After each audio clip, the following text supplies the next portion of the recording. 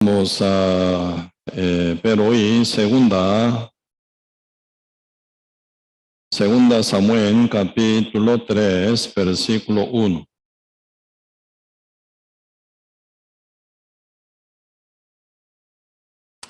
Segunda Samuel, capítulo 3, versículo 1. Vamos a ver.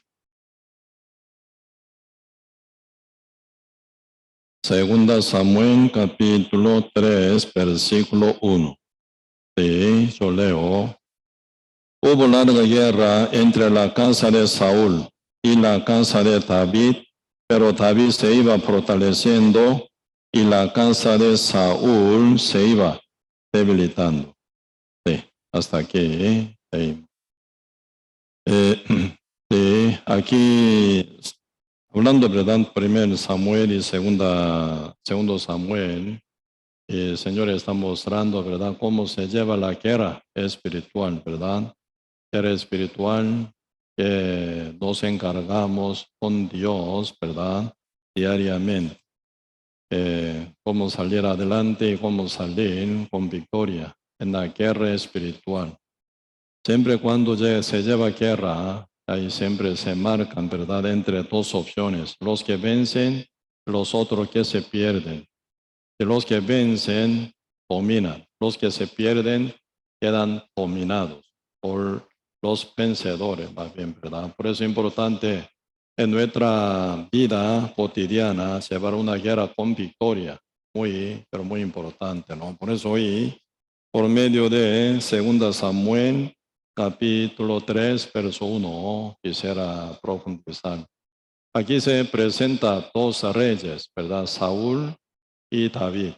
Saúl es primer rey del pueblo de Israel. David, rey, ¿verdad? Que fue levantado siguiendo a Saúl. Por eso, y por medio de dos reyes que estaban, ¿verdad?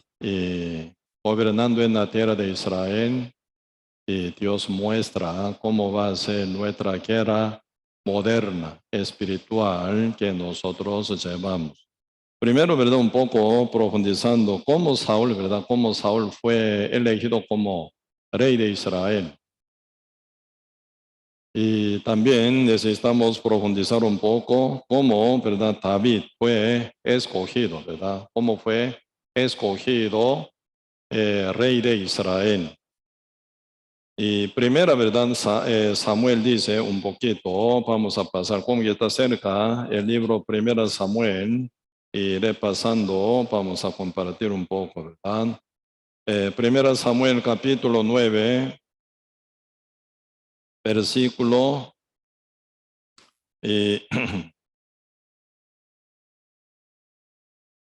Primera Samuel capítulo, primero 8 vemos, Primera Samuel capítulo 8.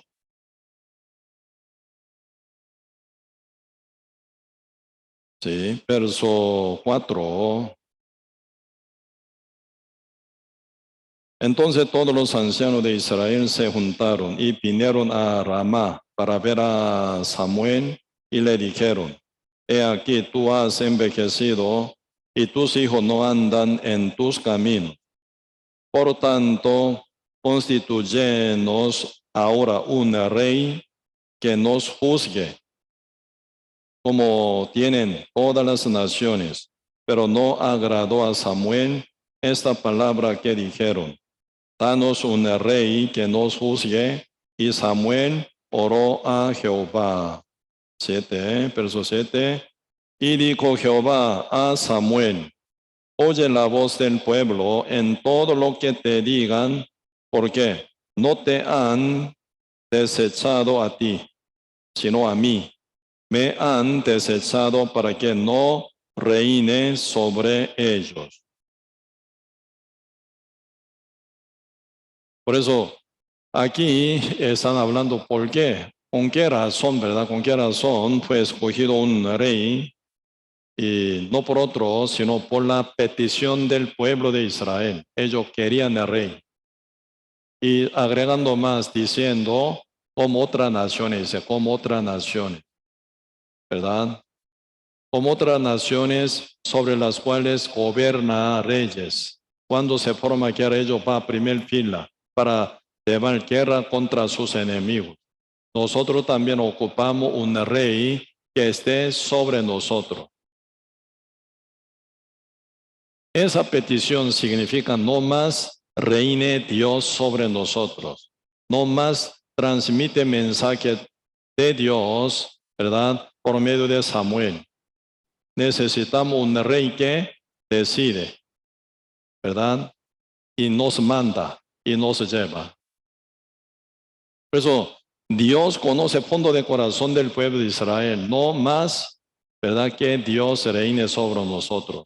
Por medio del profeta Samuel, eso significa. Por eso, Jehová Dios dice, ¿verdad? Según esa oración de Samuel respondiendo, no es, dice, no es que han desechado a ti, sino a mí.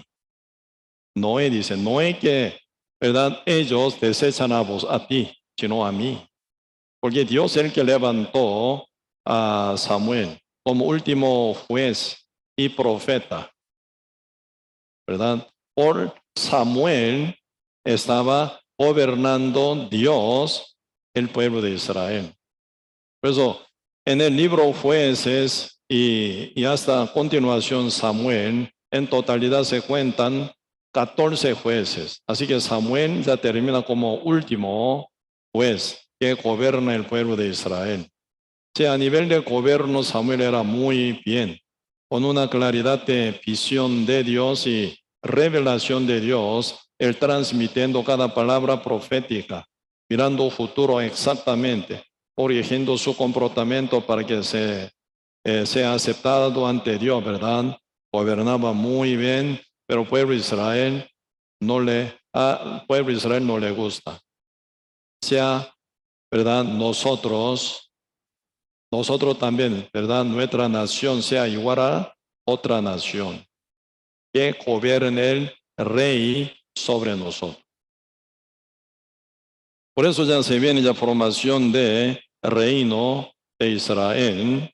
Primera Samuel, ¿verdad? Capítulo 9, están hablando ya cómo fue escogido un rey que está en mejor condición, más lindo, más hermoso, más guapo, más humilde, ¿verdad?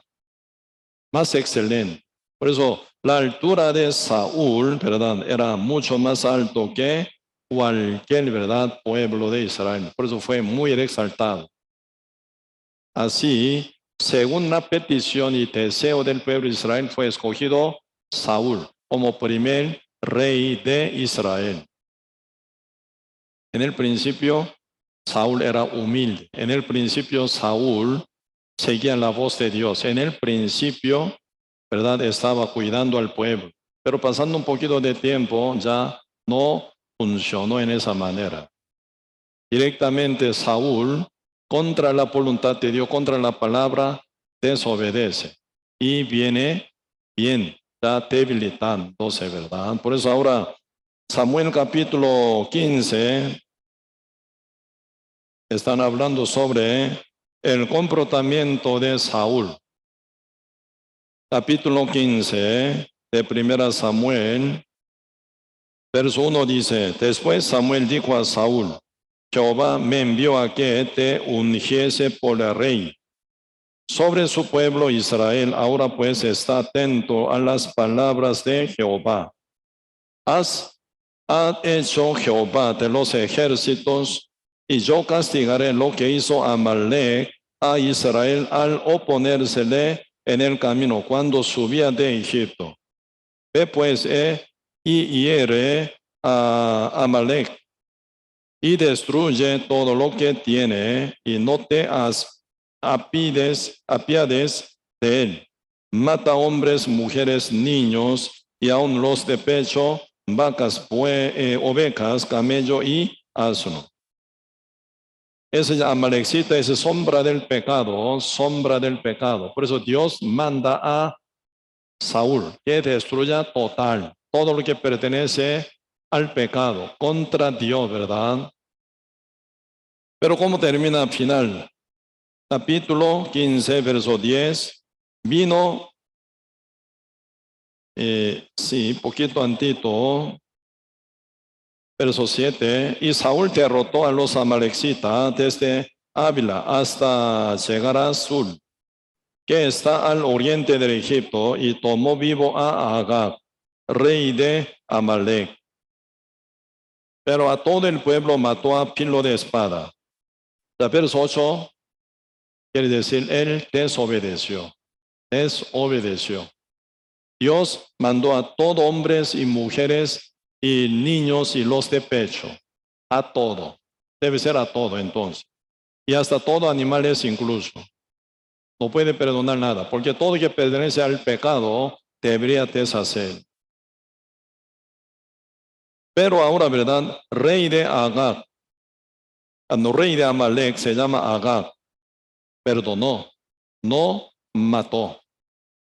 Así que según el punto de vista de Saúl, se veía bonito, puede ser, se veía lindo, puede ser, se veía bien guapo, puede ser, se veía buen, elegante, puede ser. Según su punto de vista, ¿verdad? Perdonable. Entonces esto ya significa contra la palabra de Dios, desobedecer. Dios dice una cosa, uno actúa de otra manera, desobedecer. ¿Verdad?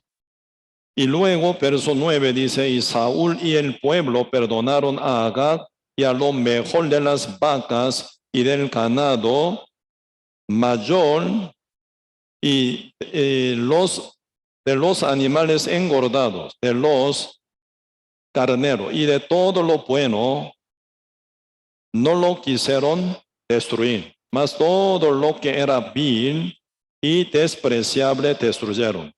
Entonces, ¿qué es lo que está mandando en el fondo del corazón de Saúl? Su medida, no la medida de Dios. Su pensamiento, no palabra de Dios. Y su deseo, ¿verdad? No la voluntad de Dios. Pues ahí quedan perdonados, ¿verdad? Agag, rey de Amalexita, y todos los animales más gordos quedan perdonados. Todo lo que se ven piles, despreciables, están destruidos. Todo animal que son flacos y bien marchitados, destruidos. Por eso, y esta acción se llama desobediencia, desobediencia. El enfoque del Señor es destrucción contra Amalexita. El enfoque de Saúl, triunfo contra Amalexita. Diferente, ¿eh? Diferente. Ya Dios, ¿cómo ve esa acción de Saúl? Versículo 10. Y vino palabra de Jehová a Samuel diciendo, me pesa a Ben, puesto por el rey a Saúl, porque se ha vuelto en pos de mí y no ha cumplido mis palabras. Y se apesadumbró Samuel y clamó a Jehová toda aquella noche. Samuel está muy entretecido por la revelación de Dios. No me cae bien Saúl. Él dejó, ¿verdad?, de caminar en pos de mí por su desobediencia, ¿verdad? Pero en el fondo del corazón de Saúl, ¿qué hay? Poquito aquí, vamos a ver. Versículo 12. Madrugó luego Samuel para ir a encontrar a Saúl por la mañana. Toda la noche orando con Dios, recibiendo su revelación, ¿verdad? Sin poder dormir bien toda la noche, con gran tristeza. Y fue dado aviso a Samuel diciendo, Saúl ha venido a Carmel y aquí se levantó un monumento. ¿Qué es el monumento? Monumento es el recordatorio, ¿eh? Saúl venció contra Amalexita. Saúl, ¿verdad? Saúl venció contra Amalexita. Él ganó muchas botines. Y Saúl, para sí, para su vanagloria, levantó el monumento.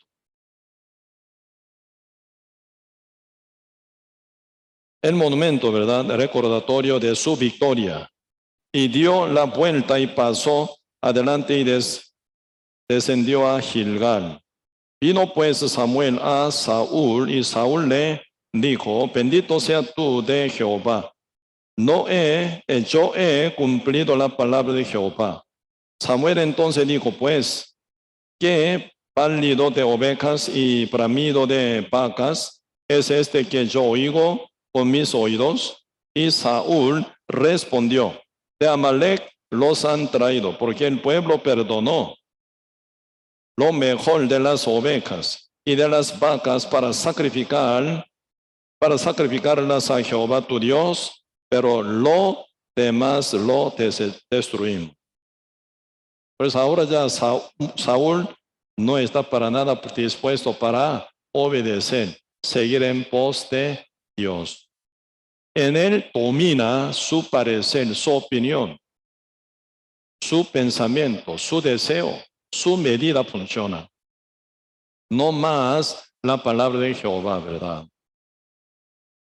Pues en esta situación, Saúl sí o sí quedan debilitándose. Así, más final.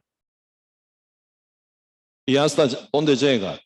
Dios ya no más dice a Saúl como rey, dice. Por eso ahora capítulo 15, versículo 15. No, 16, más bien, ¿verdad? Entonces dijo Samuel a Saúl: déjame declararte lo que Jehová me ha dicho esta noche. Y él le respondió: di. Y dijo Samuel: aunque eras pequeño en tus propios ojos, porque Saúl negaba ser rey en el principio por su humildad, pero no has sido hecho jefe de las tribus de Israel, y Jehová te ha ungido por rey sobre Israel, cuando tú eras pequeño, tan pequeño, en tus propios ojos. Así dice, ¿verdad? 18. Y Jehová te envió en misión y dijo: ve, destruye a los pecadores de Amalec y hazles guerra hasta que los acabes. ¿Por qué pues no has oído la voz de Jehová, sino que vuelto al botín, has hecho lo malo ante los ojos de Jehová? Y Saúl respondió a Samuel: bien, he obedecido la voz de Jehová y fui a la misión que Jehová me envió. Y he traído a Agag, el rey de Amalec, y le he destruido a los amalecitas. Mas el pueblo tomó de botín ovejas de vacas y las primicias del anatema para ofrecer sacrificio a Jehová tu Dios en Gilgal. Ese es el pretexto de Saúl. Yo hice conforme lo que Dios me mandó. Yo destruí todo Amalecita, pero menos Agag. Todo destruí, todo animales y vacas y buey y camelo y asno, todo. Pero algunos que son tan gordos para matarlo, muy penoso esto. Por eso yo los perdoné, más bien mi pueblo, echando culpa a su pueblo, ¿verdad?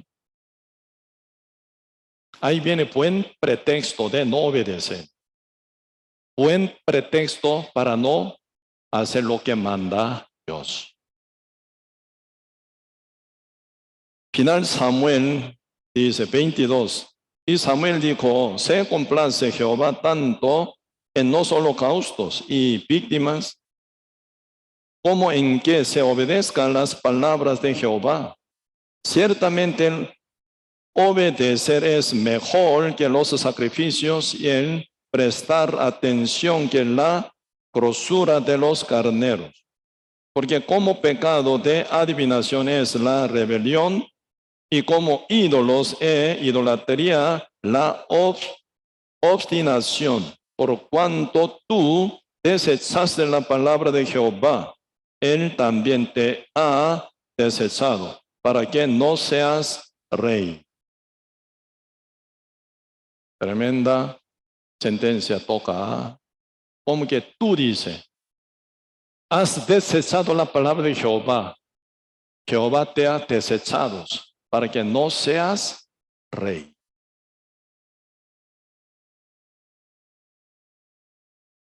Entonces, según el punto de vista de Dios, Saúl no más rey de Israel.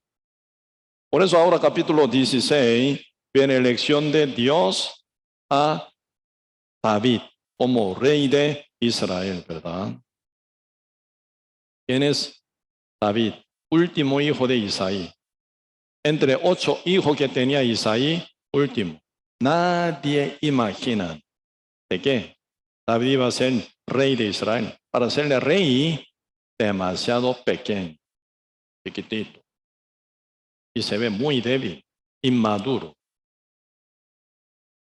Por eso cuando Saúl llega a la casa de Isaí, ¿verdad? Según la voluntad de Dios, según la revelación de Dios, ¿verdad? Samuel busca a los hijos de Isaí. Isaí presenta 7 hijos, desde 1 a 7. Aquí, cuando pasa capítulo 16,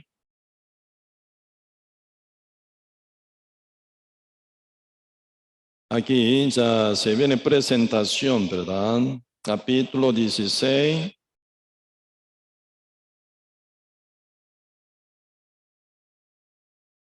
Versículo 4. Haz pues Samuel, hizo pues Samuel como le dijo Jehová. Y llegó él luego que él llegó a Belén, los ancianos de la ciudad salieron a recibirle con miedo y dijeron, ¿es pacífica tu venida? Él le respondió, sí, vengo a ofrecer sacrificio a Jehová.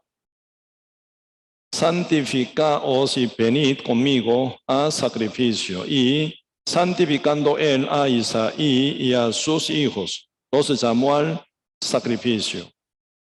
Y aconteció que cuando ellos vinieron, él vio a Eliab, primer hijo, ¿verdad? Y dijo, de cierto delante de Jehová está su ungido. Y Jehová respondió a Samuel, no mires a su parecer, ni a lo grande de su estatura, porque yo lo desecho, porque Jehová no mira lo que mira el hombre, pues el hombre mira lo que está delante de sus ojos, pero Jehová mira su corazón. Pues ahí se viene presentación, ¿verdad? Primero Eliab, después Abinadab y Sama, ¿verdad? Se viene hasta 7º hijo.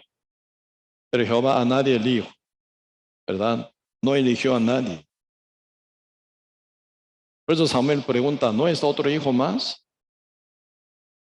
7 hijos suyos se presentaron ante mí, pero Dios no escogió a nadie. ¿No hay otro más? Sí, pero tengo uno, pero demasiado chiquito, demasiado inmaduro, demasiado pequeño para hablar de este asunto de ungirlo. No puede ser. Ahí Samuel dice, ¿verdad? Tráigalo. Envía a alguien que venga, que lo traiga. Hasta que él venga aquí, ni me voy a sentar a la mesa. Él es ungido de Dios. Sí. Final David se presenta, ¿verdad? David, aquí, versículo 11. Entonces dijo Samuel a Isaí, ¿son estos todos tus hijos? Y él le respondió, queda aún el menor que apacienta las ovejas. Y dijo Samuel a Isaí, envía por él, porque no nos sentaremos a la mesa hasta que él venga aquí. Envió pues por él, le hizo entrar y era rubio hermoso de ojos y de buen parecer. Entonces Jehová dijo, levántate y úngelo, porque este es quien mi ungido. Caso de Saúl, ¿verdad? Fue elegido por la petición del pueblo. A Dios no cayó bien esa petición. Ellos querían asimilar a las naciones. Ellos querían tener un rey como otras naciones, no más que gobierne Dios a nosotros, sino un rey, ¿verdad? Por eso Dios negó a sí mismo. Dios permitió, negando a sí mismo, que eligiera a ellos, a su rey. Saúl fue levantado. En este caso David, ¿verdad? Ahora Dios elige a su rey. Esa elección de Dios está total fuera de pensamiento de uno. Está fuera de imaginación de uno. Dios eligió uno, ¿verdad? Quien nadie se imagina. Ahí Jehová dice, los hombres miran su apariencia, pero yo, su corazón. Pero ¿cómo era el corazón de David? El libro Hechos, poquito vemos, el libro Hechos, capítulo 13. Hechos capítulo 13, versículo 21. Luego pidieron al rey, está hablando 1 Samuel capítulo 8, ¿verdad? Luego pidieron al rey. Y Dios les dio a Saúl, hijo de Cis, varón de la tribu Benjamín, y por 40 años, dice, por 40 años. 22. Quitado este Saúl, les levantó por la rey a David, de quien dio también testimonio, diciendo, he hallado a David, hijo de Isaí, varón conforme a mi corazón, quien hará todo lo que yo quiero. Ahí está el secreto de elección de Dios a David. Tan chiquito, pequeño, pareciera inmaduros, ¿verdad? A nadie se imagina, ¿verdad?, que sea el rey de Israel. Pero Dios lo vio. Él es mi ungido. ¿Qué vio Jehová? Su corazón conforme a mi corazón. Por esa razón Dios escogió a David. Por eso ya viene, ¿verdad? Ya una panorama terrible. Saúl ya fue desechado ante Dios. Tiene que bajarse de su trono. Nunca baja. Por eso David, debajo de dominio de Saúl, él fue muy bien afligido, oprimido, perseguido, amenazado, hasta contra su propia vida. 2 veces, ¿verdad? Saúl, él directamente lanzándolo, 2 veces quería clavarlo a David. Y enviando su ejército quería matar a David. Y quería trampar, pidiendo, ¿verdad?, prepucio de 100 filisteos como dote para casarse él con la hija de Saúl, Mical.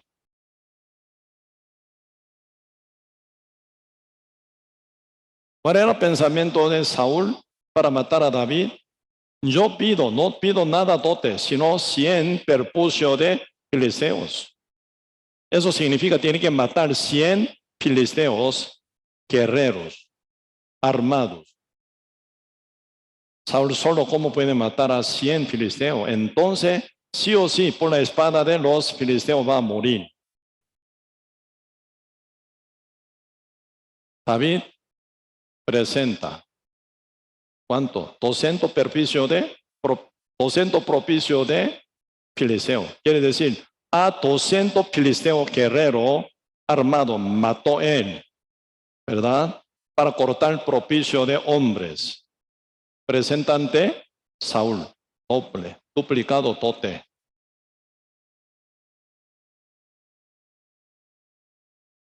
Saúl queda mucho más atemorizado, porque él ve que Dios está con él. Hasta ahora yo siempre veo, ¿verdad? Siempre veo. Cada obrero fieles del Señor está en la mano de Dios. Dios ampara, Dios apoya, Dios, ¿verdad? Trabaja con ellos. Aunque ese varón de Dios, obrero de Dios, los fieles de Dios, ¿verdad? Aunque caen en el desierto, ¿verdad? Donde no hay nada, ellos sobreviven. Ahí final ellos, ¿verdad? Hacen lo que Dios quiere. Esa formación de, ¿verdad? Corazón unificado con Dios. Realmente por Dios se hace. Situación inmensamente llegan, ¿verdad?, contra uno. Pero en el medio de toda esa situación, en el medio de amenaza, tribulación, enemistad, contra su vida, pero siempre los obreros fieles de Dios, siempre están en la mano de Dios, Dios los reforma. Según esa trampa que Saúl puso para matar a David, David queda más entrenado, más preparado todavía, más crece todavía. En la vida de fe no existe ningún pretexto por uno por otro, mentira. Señor nos manda, amad a vuestro enemigo, dice. No solo dice, ¿verdad, Dios? Honra a tu padre y tu madre.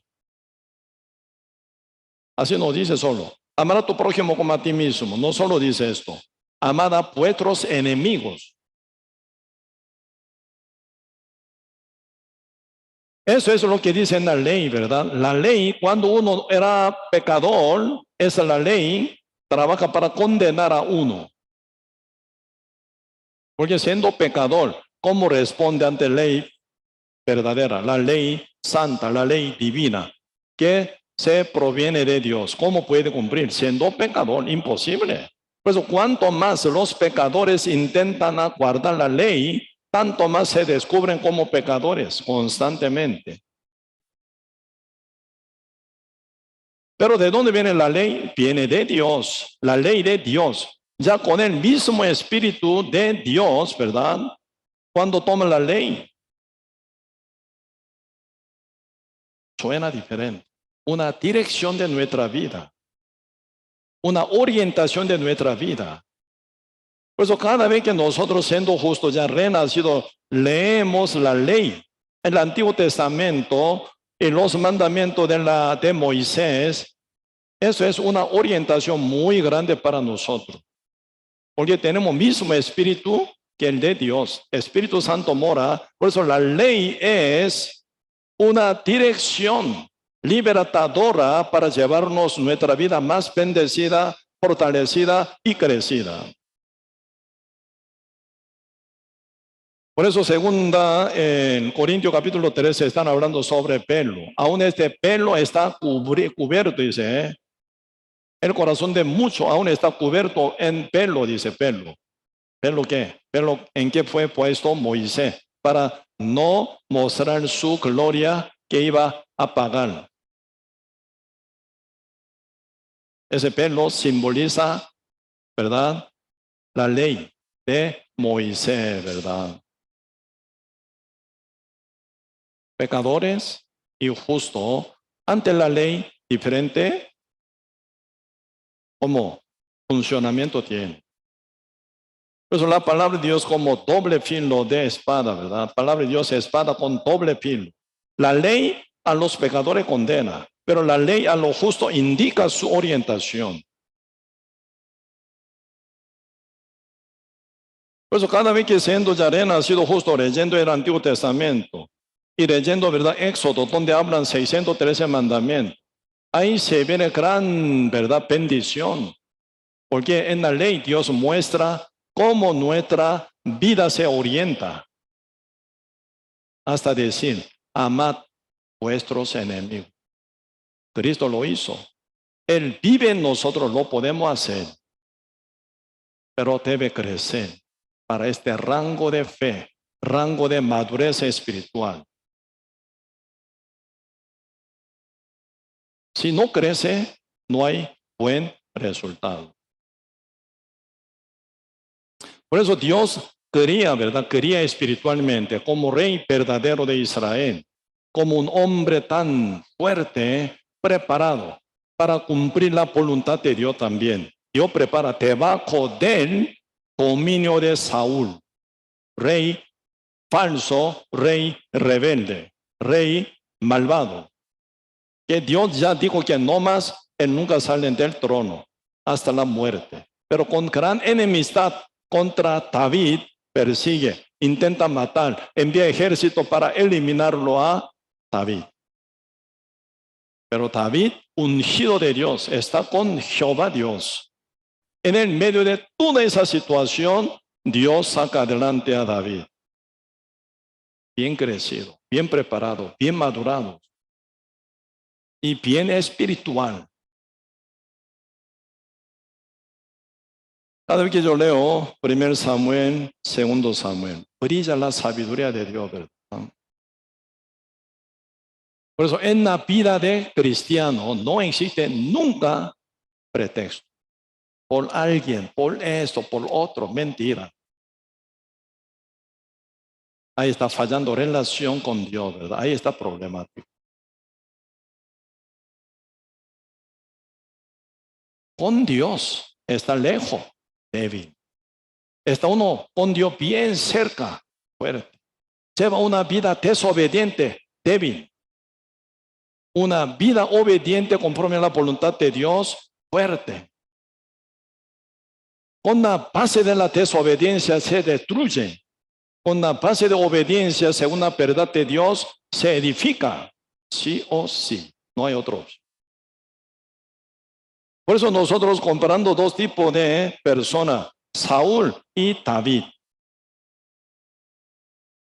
Saúl termina mal con Dios por su desobediencia.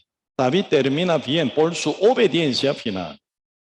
Cuando uno obedece, no obedece en una situación bien acondicionada, no obedece. En una situación tan difícil, obedece. Uno que aprende de obedecer, ¿cómo aprende de obedecer?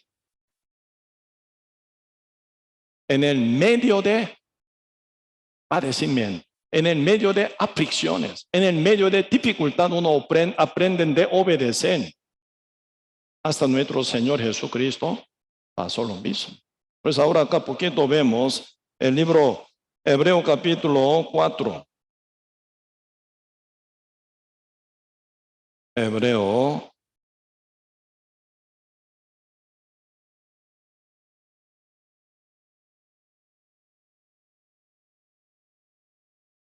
Hebreo capítulo 4.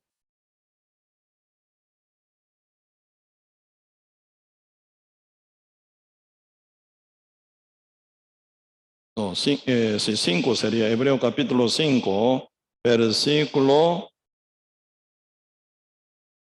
7, desde 7. Y Cristo en los días de su carne. En los días de su carne significa mientras estaba en su carne, como ustedes, como yo. Aquí en la tierra, en nuestra carne, aún no llegamos hora de la partida. Por eso estamos acá con carne, con nuestra carne, ¿verdad? Cristo en un tiempo estuvo así, ¿verdad? Cristo en los días de su carne, ofreciendo ruegos y súplica con gran clamor y lágrimas al quien le podía librar de la muerte. Fue oído a causa de su temor reverente. Y aunque era hijo, por lo que padeció, aprendió la obediencia. Y habiendo sido perfeccionado, vino a ser autor de eterna salvación para todos los que le obedecen. Por eso, Ahora están hablando sobre, ¿verdad?, el procedimiento de nuestro Señor Jesucristo en su obediencia a la palabra del Padre, a la voluntad del Padre. Por eso dice, aunque era hijo, por lo que padeció, aprendió la obediencia. ¿Cómo Cristo aprendió la obediencia? Por lo que padeció, dice, por lo que padeció. Cristo no nació para obedecer solamente. No está programado para obedecer a Cristo. Cristo no está programado, ¿verdad?, para hacer caso a lo que Dios manda solamente, como maquinados o programados o computarizados. No es así. Cristo, como usted, como yo, tiene libre albedrío. Él siempre tiene que elegir cada paso, cada momento para obedecer al Padre.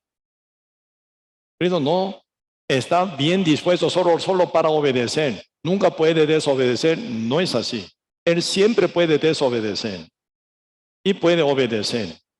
Pero Cristo, en el medio de todo aflicciones, ¿verdad?, aflicción y padecimiento, Cristo aprendió de obedecer.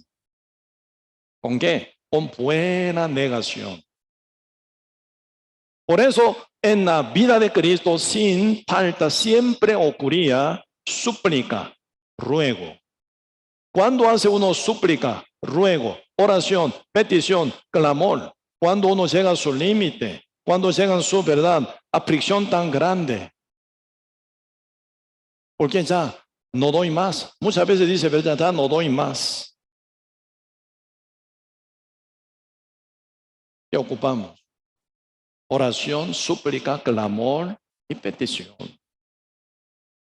Ustedes leyendo el libro Salmos constantemente podemos ver, ¿verdad?, cantidad de oración que apóstol como rey David llevaba. David, cuando oraba ante el Señor, estaba orando con gozo y alegría siempre, no, con lágrimas, hasta mojar su almohada. Mojando su almohada lloraba toda la noche, llorando y llorando y llorando.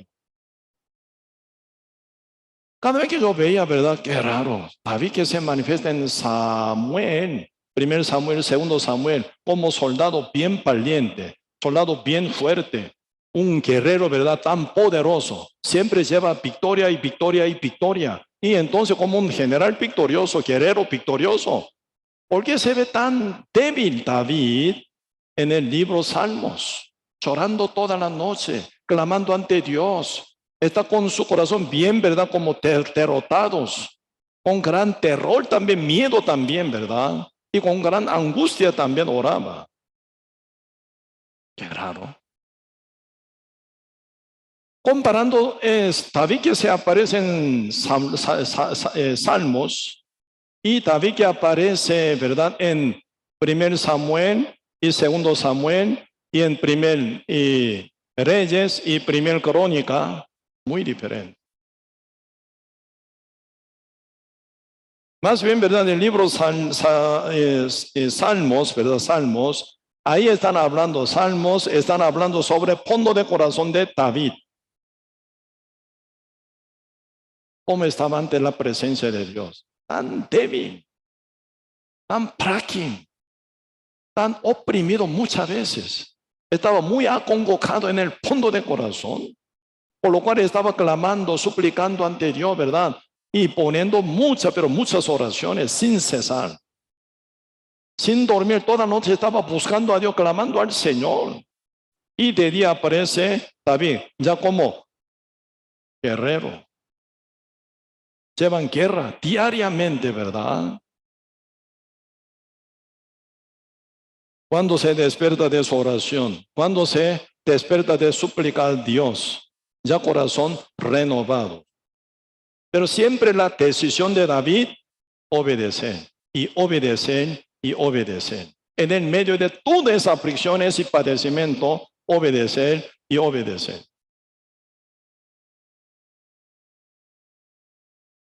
Desde que Cristo fue bautizado en el río Jordán, hasta la crucificación, hasta su segundo bautismo en su sangre. Por 3 años y medio, Cristo estaba pasando toda la noche en el monte de los olivos. Primero con 40 días y noches, ¿verdad? Estaba en el desierto para prueba. Y luego predicando, eligiendo 12 discípulos predicando, y toda la noche pasaba en el monte de los olivos. ¿Qué hacía? Oraba al Padre, oraba al Padre. Un cuerpo bien cansado, medio desmayado, Cristo ya inclinado, ¿verdad? Una roca, dormido. El día siguiente despierta, posiblemente medio mojadito, su ropa, ¿verdad? Por los rocíos. Y con su discípulo con hambre despierta y camina. En el medio del sol se seca su ropa. Humildemente. Cristo caminando. ¿Cuál era su misión? Cumplir la voluntad de Dios. Toda la palabra de Dios, todas las leyes que hablan de Cristo y profecía y misión, con su muerte salvar al mundo entero. Cristo en el monte Getsemaní oró 3 veces por la voluntad de Dios. Padre, si puede pasar, pregunta, esta copa, hágamelo por favor, porque todo es posible para ti. Pero después dice, hágase tu voluntad. El enfoque del Señor siempre en la voluntad del Padre. En la voluntad del Padre, si cabe cambiar su plan, sería excelente, ¿sí o no? Pero si no, yo cambio mi corazón. Yo niego a mí mismo. Yo tomo la palabra como mi verdad, absoluta orden que tengo que obedecer. 3 veces oró, porque Cristo es como usted, como yo. Hombre, en la carne estaba él. Cuando no come pasa hambre. Cuando no duerme se cansa. Cuando, ¿verdad? Algunos, ¿verdad? Pinchan, ¿verdad? Con clavo su mano, ¿verdad? Derramando la sangre y sufre. Pero ahí nunca se olvida, querido, decir, hágase tu voluntad. No se cambia la voluntad del Padre. El Cristo cambia toda su voluntad, humillándola, destruyéndola, ¿verdad? Ignorándola. Y se enfoca a la voluntad del Padre, punto. Por eso Él fue bautizado en su propia sangre, derrotado total. Desde cabeza hasta planta de pie, ¿verdad? Así Cristo aprendió de obedecer en el medio de padecimiento. ¿Cuál es hoy en día oración tan equivocada? Ante la voluntad de Dios uno ora, Señor, cambie tu opinión, cambie tu voluntad. No me haga esto, hágamelo esto, según su propia voluntad.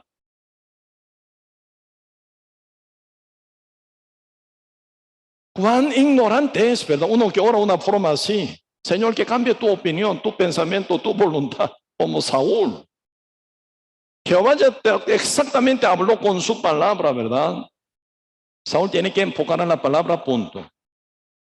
Pero no le gusta. Entonces se desvía según su voluntad, cambiando, pero desechando la voluntad de Dios. Eso se llama la desobediencia. Aún hijo, dice Jesucristo, ¿verdad? Aún era hijo, por lo que padeció, aprendió la obediencia. Por eso la actitud de obediente debe ser así. En el medio de aflicciones, en el medio de padecimiento, uno debería aprender a obedecer. ¿Qué? ¿A qué obedecer? A Dios. ¿Cómo obedecemos a Dios? A su palabra.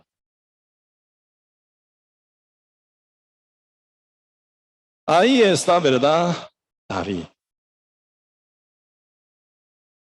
Un hombre tan precioso, bien formado, hombre espiritual, obrero de Dios. Por eso siempre el enfoque de, ¿verdad? Corazón de David era conforme a la voluntad de Dios, al corazón de Dios. ¿Cómo va a ser debilitado David? Por eso final, ¿verdad? En la Biblia, en gran panorama, ¿verdad? David es sombra del Espíritu. Saúl sombra de la carne en uno, pero en total del mundo, David es sombra de los que están en Cristo, espíritus espirituales. Saúl sombra de los que están fuera de Cristo, carnales. Por eso nosotros en término, ¿verdad?, más estrechado, en nosotros se encuentran dos casas también. Casa de Saúl, casa de David. ¿Y qué pasa? Pelean. Eso es lo que leímos ahora. Segunda Samuel capítulo 3, verso 1. Hubo larga guerra. No una guerra corta, larga guerra. Para larga guerra ocupa muy buena capacitación espiritual. Para continuación, con larga guerra, entre la casa de Saúl y la casa de David. Así que la casa de Saúl, ¿verdad?, la que pertenece a Saúl, y la casa de David, la que pertenece a David. En territorio israelí se encuentra dos tipos de formación de la casa, de corazón y de actitud. Observando bien poco, ¿verdad? Aquí capítulo 3, verso 1, hubo larga guerra entre la casa de Saúl y la casa de David. Pregunto, ¿Saúl existe o no? En 2 Samuel, Saúl no más. Saúl murió con sus hijos en Gilboa. Por medio de guerra, ¿verdad? Por medio de guerra con los filisteos, Saúl fue muerto. Con todos sus hijos generales, todos que son seguidores de él, en el monte Gilboa, murieron. Pero aún existe, ¿verdad?, en la tierra ahora donde David reina como rey de Israel, según la voluntad de Dios. Pero existe aún casa de Saúl. Saúl no está. Saúl ya murió. Se acabó. Pero existe la casa de Saúl. Según el mismo actitud, mismo pensamiento, ¿verdad? Con mismo corazón, rebelde contra Dios. Sí, existe aún esa formación de casa de Saúl. Sin Saúl aún existe. David ya está levantado, nombrado, ya está gobernando actualmente en Hebrón primero, ¿verdad? En Hebrón 3 años y medio él gobierna y luego se muda hacia Jerusalén. Ahí gobierna por 27 años David en Jerusalén, en Sión, ciudad Sión. Ahí gobierna por 27 años, ¿no? Antes de entrar en Jerusalén, conquistando la ciudad de Jebuseo, David ahora está en Hebrón como rey de Israel. Pero aún alrededor de David se encuentra casa de Saúl, rebelde, desobediente, con corazón bien mal formado, contra Dios y contra David. Por eso en este sentido, ¿verdad?, la casa de Saúl se compararía con nuestra carne, esta carne inconversa. ¿Ya? Terminó pecado, ¿sí o no? Ya castigado fue el diablo. Como tal, el Señor prometió, Génesis capítulo 3, verso 14, ¿verdad? Pondré enemistad entre ti y tú y la mujer, ¿verdad? Tu simiente, dice, tu simiente, ¿verdad?, herirá el calcañal de hijo de simiente de mujer, el cual quebrará tu cabeza, dice, herirá tu cabeza. Dios dijo en el huerto de Edén, ¿verdad?, ante Adán y Eva y la serpiente, dijo, pondré enemistad entre ti y mujer. y la mujer. Esa mujer es genealogía de fe hasta, desde Adán hasta Jesús, 60 generaciones. Ahí está, enemistad, enemistad. Por eso debe haber pasado 60 generaciones después de Adán, Cristo nace. ¿Cómo? ¿Verdad? Ya, según esa genealogía último, Cristo nace. ¿Verdad? Pero se puso enemistad entre Satanás, esa genealogía de fe, y el simiente, ¿verdad? Así, descendencia de diablo. Matará a Cristo, herirá su calcañán. Pero Cristo con su resurrección herirá tu cabeza, cabeza de la serpiente.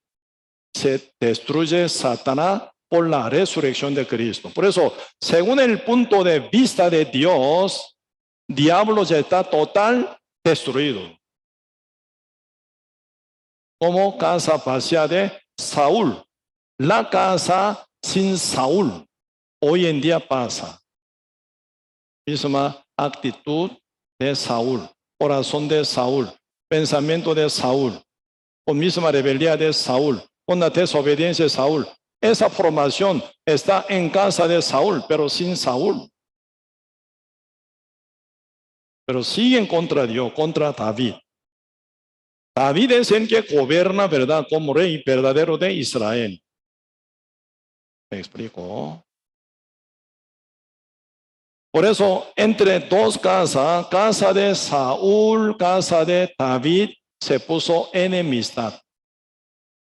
Por eso pelean, llevan guerra, larga guerra. Pero ¿qué pasa? Capítulo 3, verso 1. Hubo larga guerra entre la casa de Saúl y la casa de David, pero, dice, David se iba fortaleciendo y la casa de Saúl se iba debilitando. Eso resulta en nuestra vida cotidiana también.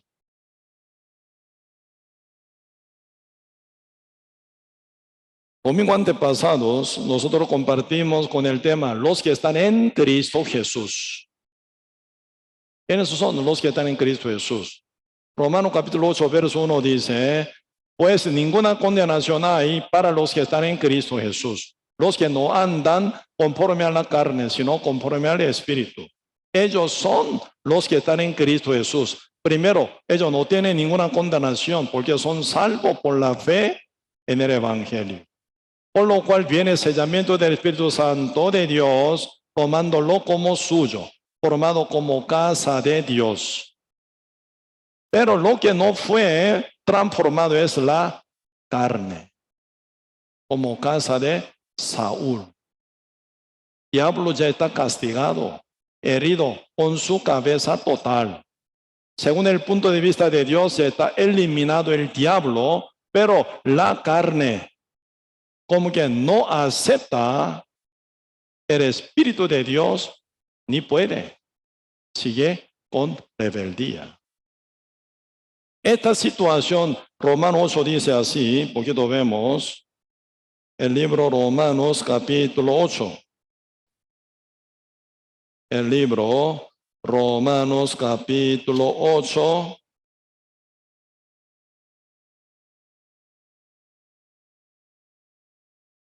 Versículo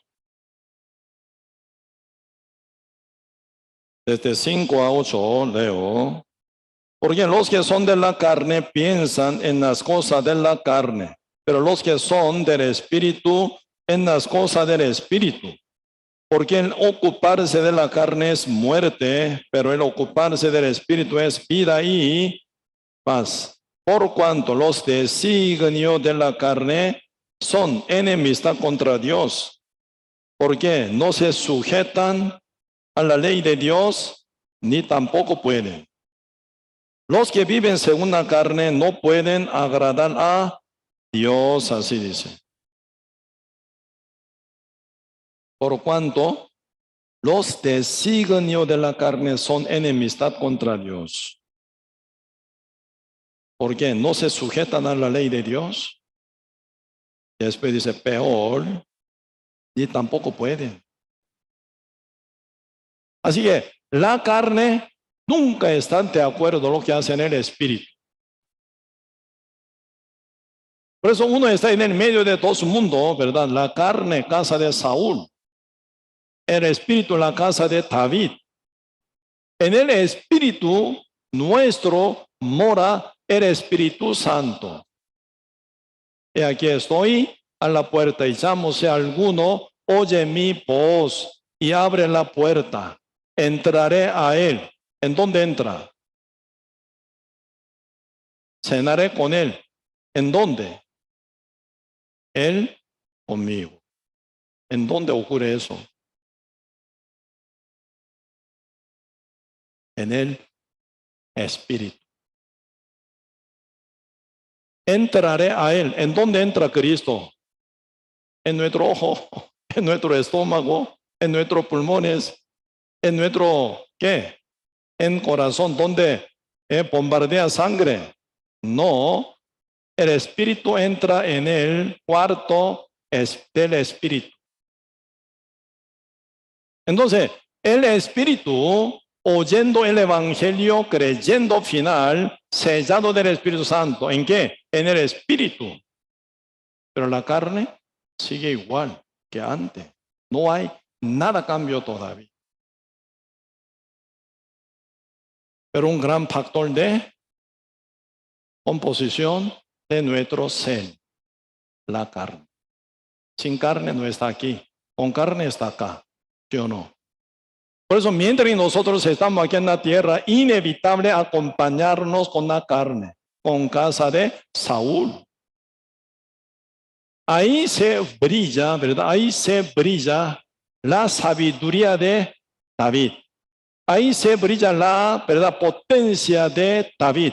Ahí se brilla la prudencia de David. David, acompañado con casa de Saúl. Final, sin derramamiento del sangre, ¿verdad? Con la casa de Saúl, él la absorbe. Y la absorbe. Y la absorbe.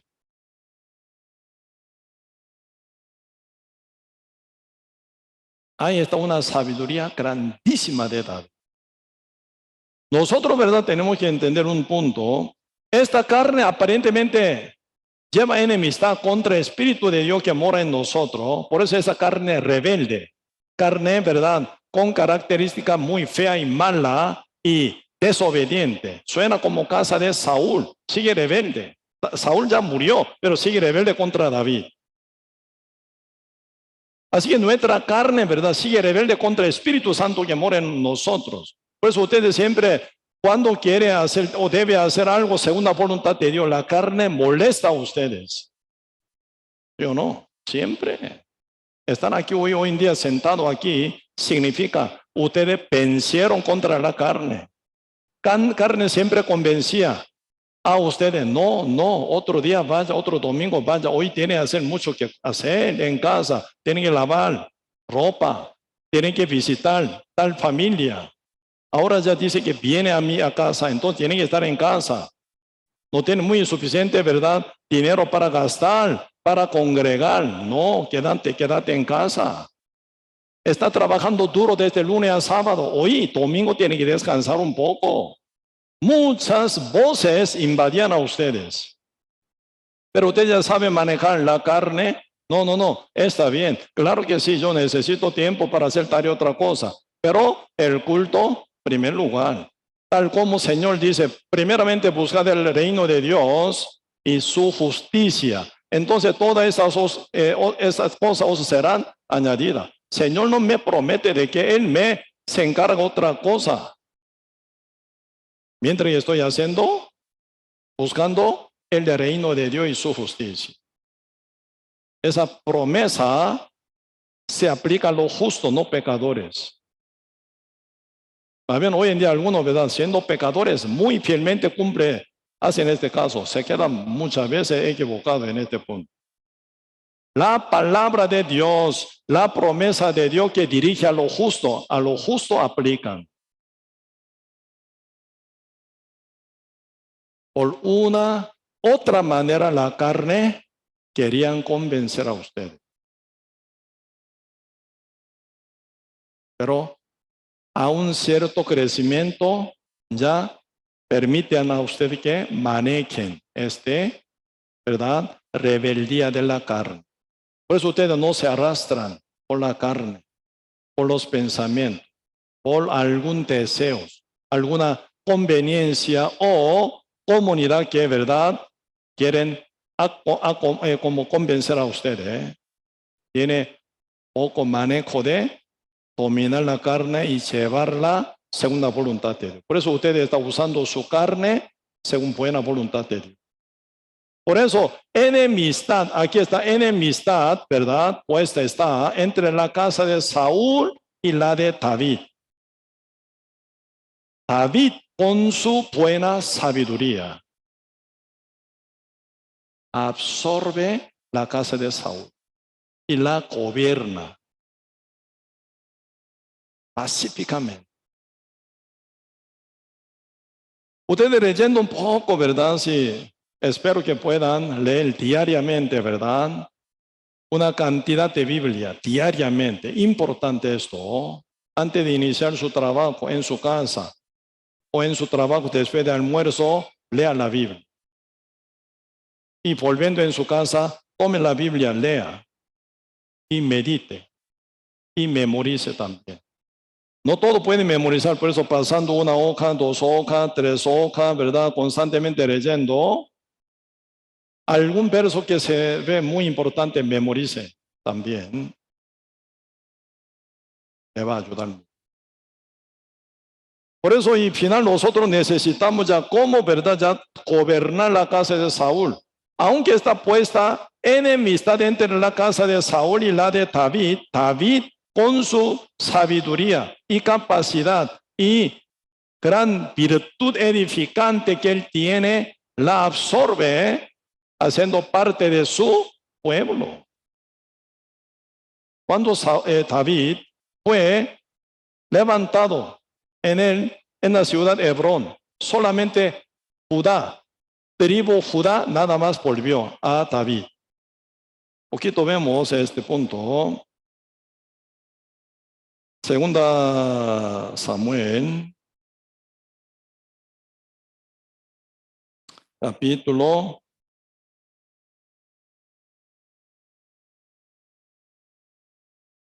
2.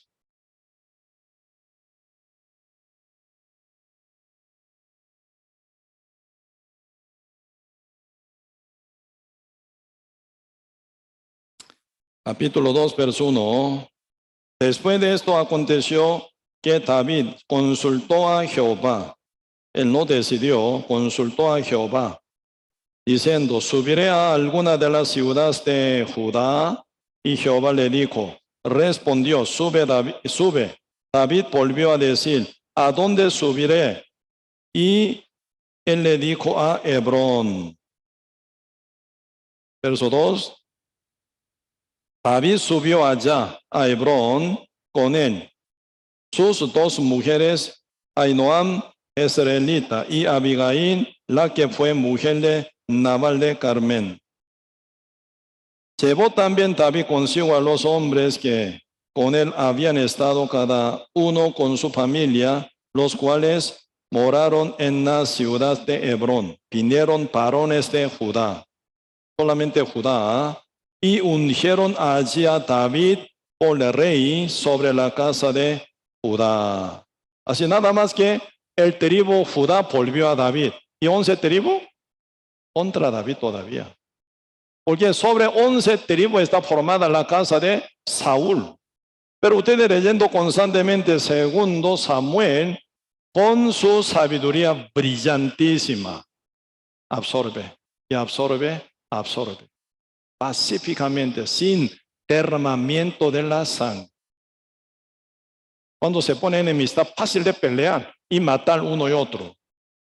Sabiduría de David absorbe 12 tribus, final, formando reino de Dios. Nosotros necesitamos este punto, ¿verdad? Absorber la carne, gobernar la carne, dominar la carne.